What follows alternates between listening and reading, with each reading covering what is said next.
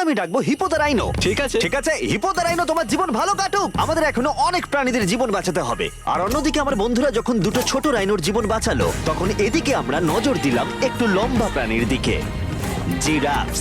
নাও vaccine. আমরা ওদেরকে vaccine shoot করলাম। দারুণ।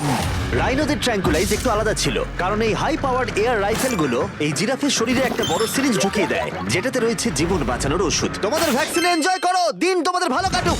ওরা পালাচ্ছে কেন? আমরা তো ওদের জীবন বাঁচাচ্ছি। এই গোটা ভিডিওতে আমরা হাজারেরও বেশি প্রাণীদের জীবন বাঁচাবো, কিন্তু আমার মনে হয় জিরাফদের এটা কেউ বলেনি, কারণ ওরা এটাকে আরো কঠিন করে তুলছিল। জিরাফ, আমি তোমাকে ভ্যাকসিনেট করার চেষ্টা করছি, এটা তোমার জন্য ভালো। সত্যি বলছি জিরাফ, ভ্যাকসিনটা নিয়ে নাও।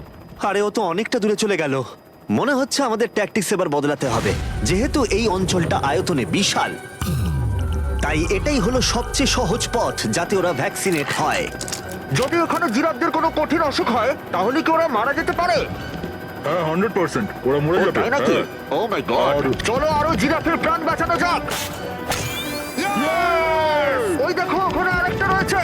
আর সব জিরাফদের ভ্যাকসিনেট না করে আমরা এখান থেকে যাব না। যদিও এখানে বাতাস অনেকটা বড় প্রতিবন্ধকতা।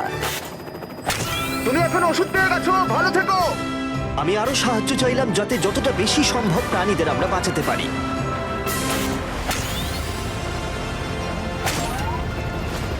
আমি 5টা জিরাফ দেখতে পাচ্ছি, ওদের ভ্যাকসিন হয়নি। আর 4টে জিরাফের ভ্যাকসিন বাকি। 3টে জিরাফের বাকি। ইয়ে! শেষের জন একদম সামনে আছে। দেখো, 5 জনকে দেওয়া হয়ে গেল। আমরা ওদেরকে শুট করছি, যদিও আমরা ওদেরকে মারছি না, ওদের জীবন বাঁচাচ্ছি।